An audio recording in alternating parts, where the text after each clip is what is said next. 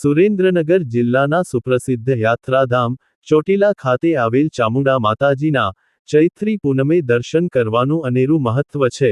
ચૈત્રી પૂનમે પગપાળા ચાલીને માં ચામુંડાના ધામ ચોટીલા જઈને ધજા ચડાવવાનું વિશેષ મહત્વ છે. ત્યારે ચૈત્રી પૂનમે ધજા ચડાવવા જતા પદયાત્રીઓ હાલ ઝાલાવાડના રસ્તા પરથી પસાર થતા નજરે પડી રહ્યા છે. ત્યારે ચોટીલા જતા પદયાત્રાળુઓને ઠેર ઠેર ચાપાણી, નાસ્તો, જમવા, આરામ કરવા, દવાઓ, મોબાઈલ ચાર્જિંગ જેવી સહિતની સુવિધા સેવાધારી ભાઈઓ દ્વારા સંપૂર્ણ વ્યવસ્થા નિઃશુલ્ક પૂરી પાડવા માટે સેવા કેમ્પ શરૂ કરવામાં આવ્યા છે.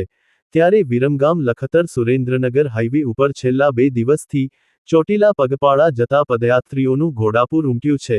ગાંધીનગર, અમદાવાદ, સાણંદ, મહેસાણા, કડી, કલોલ, બહુચરાજી, માંડલ, વિરમગામ સહિત આસપાસના ગ્રામ્ય વિસ્તારમાંથી મોટી સંખ્યામાં ચોટીલા પગપાળા જવા માટે માઈ ભક્તો નીકળ્યા છે.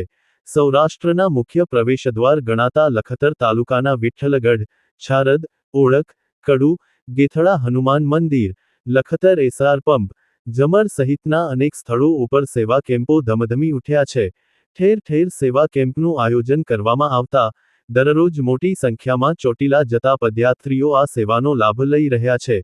પદયાત્રીઓ આ સેવાકીય પ્રવૃત્તિઓની સરાહના કરી રહ્યા છે. હાલ ઉનાળાની કાળઝાળ ગરમી વચ્ચે ઠેર ઠેર ઠંડા તરબૂચ, આઈસ્ક્રીમ, સોડા, લસ્સી, લીંબુ શરબત, રસગુલ્લા, શેરડીનો રસ જેવી વિશેષ સેવા પૂરી પાડવામાં આવી રહી છે. ખાસ કરીને ઉનાળાની ગરમીમાં નાના બાળકોથી લઈ વૃદ્ધો પણ ધોમ ધખતા તાપમાં પગપાળા ચાલતા નજરે પડ્યા હતા.